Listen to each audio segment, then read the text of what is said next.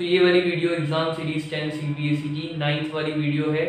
Video start करने से पहले एग्जाम सीरीज का एक छोटा सा इंट्रोडक्शन। तो एग्जाम सीरीज 10 सीबीएसई में हमने पिछले 5 साल के मैथ्स के पेपर एनालाइज करे और हर चैप्टर हर टॉपिक में एग्जामिनर कैसे क्वेश्चन पूछता है वो क्रैक करने की कोशिश करी है और इस एग्जाम सीरीज में हम आपको वही क्वेश्चंस करवा रहे हैं। तो ये वाली वीडियो आपकी एप्लीकेशंस ऑफ ट्रिग्नोमेट्री पे होने वाली है।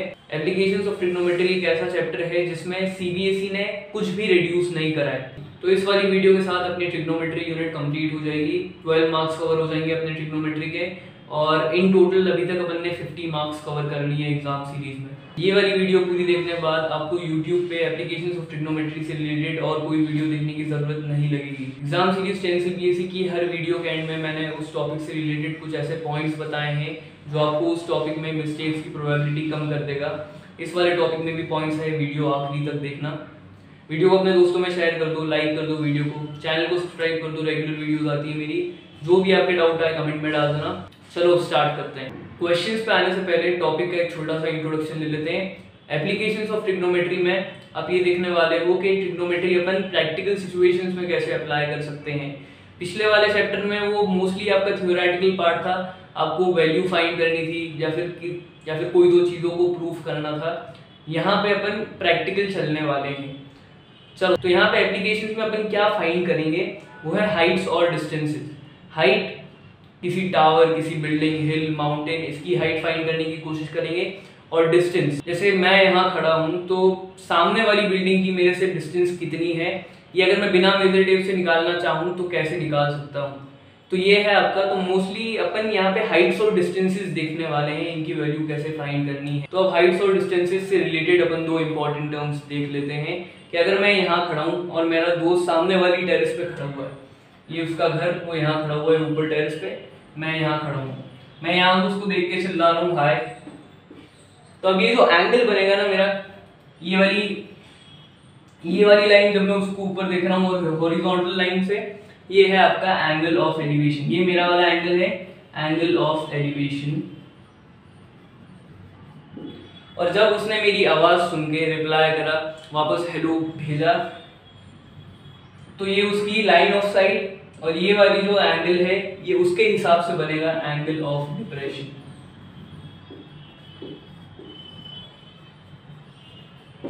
तो ये आपके दो कॉन्सेप्ट्स हैं, एंगल ऑफ एलिवेशन और एंगल ऑफ डिप्रेशन। अगर अपन यहाँ फिगर में ध्यान से देखें तो मेरे दोस्त का जो एंगल बन रहा है और मेरा जो एंगल बन रहा है ये अल्टरनेट इंटीरियर एंगल है। ये वाली जो दो लाइंस हैं ये पैरेलल है, तो आपको एंगल ऑफ एलिवेशन जो है वो इक्वल मिल जाएगा एंगल ऑफ डिप्रेशन के।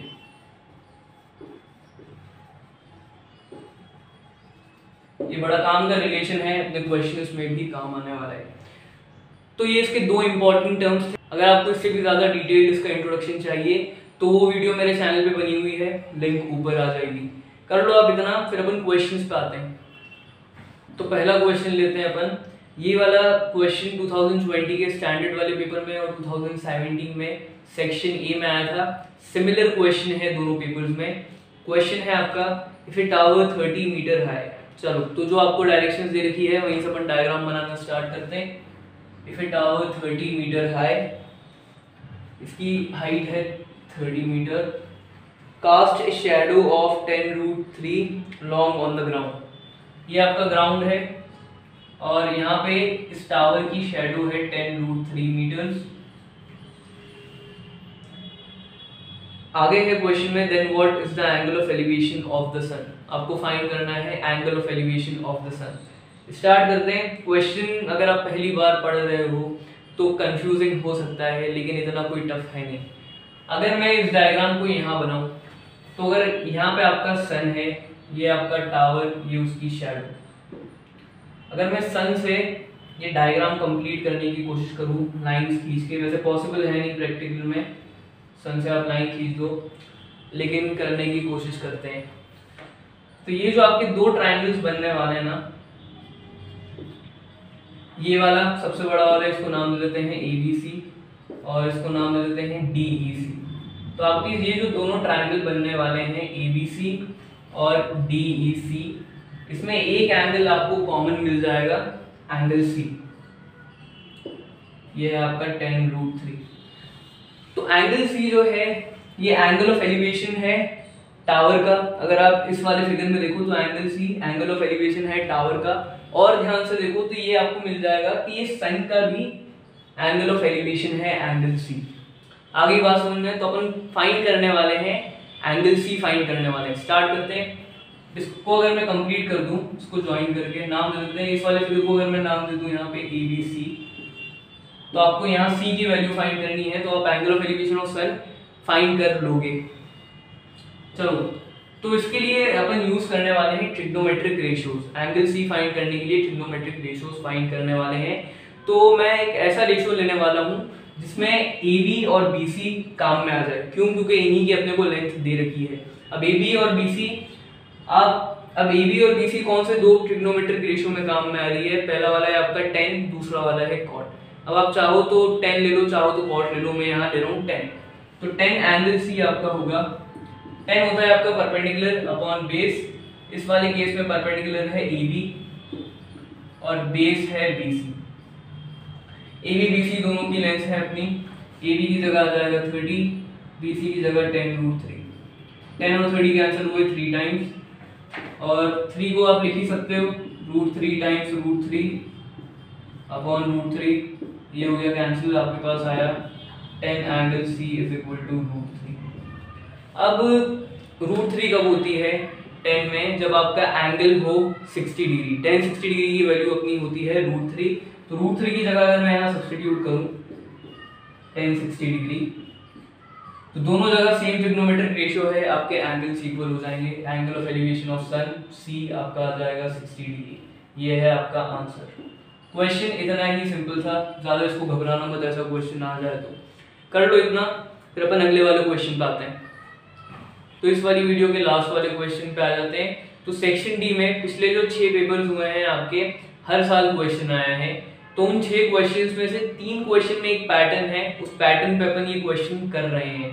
पैटर्न है आपका साइड्स वाला, कि अगर आपको एक टावर दे रखी है तो उसके सेम साइड्स पे 2 ऑब्जेक्ट्स हैं, या फिर ऑपोजिट साइड पे 2 ऑब्जेक्ट हैं।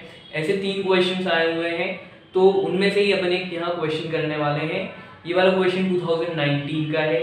क्वेश्चन है आपका, man in a boat rowing away from a lighthouse 100 metre high. चलो, तो आपको एक लाइट हाउस दे रखा है जिसकी हाइट है 100 मीटर्स, और एक बोट में आदमी है जो इससे दूर जाए ला रहा है इस लाइट हाउस से। चलो, takes 2 minute to change the angle of elevation of the top of the lighthouse from 60 degree to 30 degree.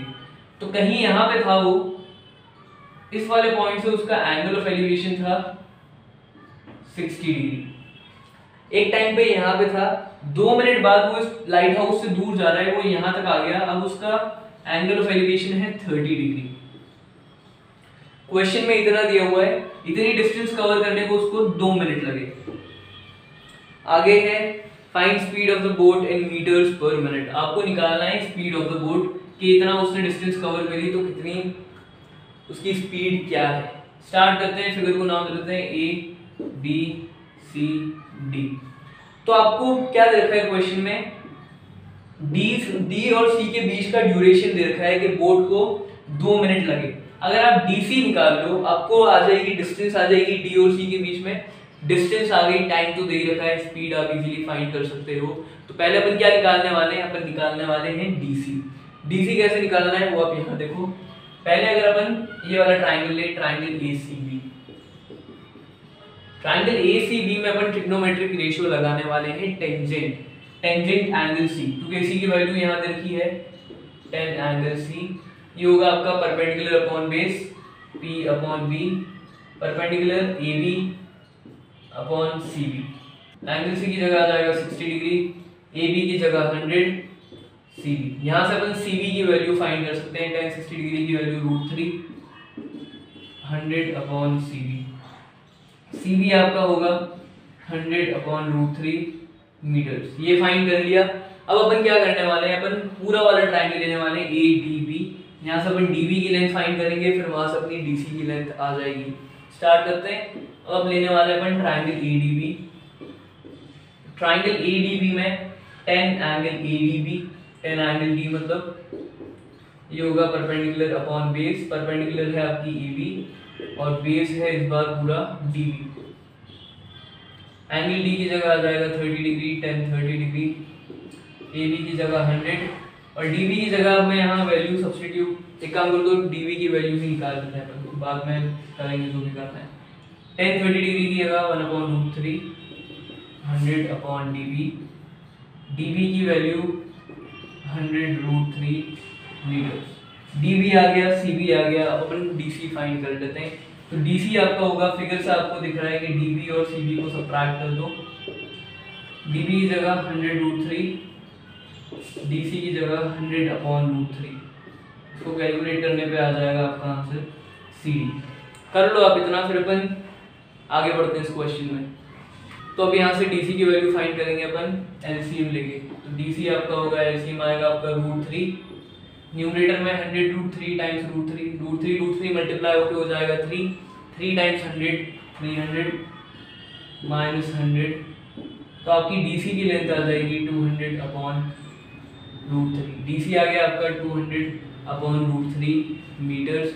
अब डिस्टेंस आ गई, टाइम तो है ही। उन्होंने बोला था कि calculate the speed in metres per minute, तो अगर आप यूनिट्स भी देखो तो अपनी डिस्टेंस मीटर में ही आई है, टाइम तो उन्होंने मिनट में ही दे रखा था, तो अपनी स्पीड में भी कुछ चेंज करना नहीं पड़ेगा अपने को। स्टार्ट करते हैं। स्पीड होती है आपकी distance upon time. Distance 200/√3, time में 2 और 2 100 कैंसिल हुए, 100 आएगा। आपके पास आया 100/√3। इसको भी अगर अपन कैलकुलेट कर लें तो आपका आंसर आना चाहिए 57.80। इसको कैलकुलेट कैसे करना है कि पहले √3 की वैल्यू आप पुट कर देना 2 डेसिमल प्लेसेस तक 1.73, फिर ये जो डिवाइड करने पे दो डेसिमल प्लेसेस तक आपका आंसर आएगा, वो है 57.80। यूनिट आपको लगानी पड़ेगी मीटर पर मिनट। इसी के साथ अपना ये क्वेश्चन यहाँ खत्म हो गया। आपके जो भी डाउट्स है कमेंट में डाल दो, वहां मैं उसको सॉल्व कर दूंगा। कर लो आप इतना, फिर अपन इंपॉर्टेंट पॉइंट्स पे आते हैं। तो इंपॉर्टेंट पॉइंट्स टू रिमेंबर। पहला वाला पॉइंट, जब मैं क्लास 10th में ये वाले क्वेश्चंस कर रहा था तो इस वाले पॉइंट ने हेल्प करी थी मेरी बहुत, कि जब आप ये वाले क्वेश्चंस पढ़ते हो ना तो स्टेप बाय स्टेप, जैसे उन्होंने यहाँ बोला था कि एक लाइट हाउस है 100 मीटर है, तो स्टेप बाय स्टेप आप कंस्ट्रक्शन करते जाना, तो आपको फाइनली लास्ट में जब आप क्वेश्चन पूरा पढ़ लोगे तो आपको एक डायग्राम मिल जाएगा।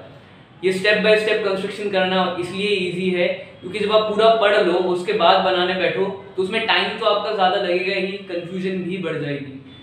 तो ये था आपका पहला वाला पॉइंट। दूसरा वाला पॉइंट कि जो आपको ट्रिग्नोमेट्री के पहले वाले चैप्टर में वो जो टेबल दी हुई थी एंगल्स वाली, स्टैंडर्ड एंगल्स वाली, उसे अच्छे से याद कर लेना, वो ऑलमोस्ट हर क्वेश्चन में आपको काम लगने ही वाले हैं। तीसरा वाला पॉइंट, ये एक ऐसा टॉपिक है जिसमें आपको कैलकुलेशन ज्यादा करनी पड़ेगी, डिवीजन मल्टीप्लिकेशन ज्यादा करने पड़ेंगे डेसिमल्स के साथ, तो वो ध्यान से करना और करने के बाद एक बार चेक भी कर लेना क्योंकि इसमें मिस्टेक्स हो जाती है अरिथमेटिक कैलकुलेशंस करने में। इसी के साथ अपना ये टॉपिक खत्म। मिलते हैं अगली वाली वीडियो में। Good bye.